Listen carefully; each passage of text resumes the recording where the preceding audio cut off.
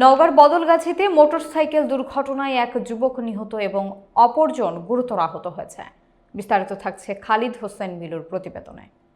রবিবার 23 ফেব্রুয়ারি সকাল 10টার দিকে বদলগাছি থেকে গোবরচাপা সড়কের চাঁপাইনগর এলাকায় এ দুর্ঘটনা ঘটে।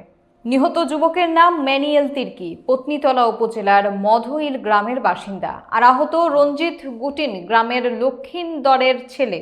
স্থানীয় সূত্রে জানা গিয়েছে, দুই যুবক মোটরসাইকেলে করে পত্নীতলা থেকে বদলগাছি উপজেলার গোবরচাপা হাটে আত্মীয় বাড়ি যাচ্ছিলেন।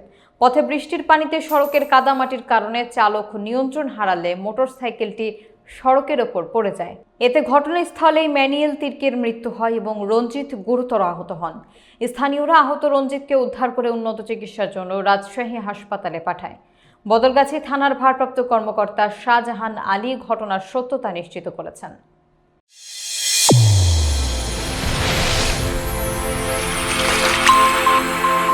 চ্যানেল A1 হৃদয় রেসপন্স।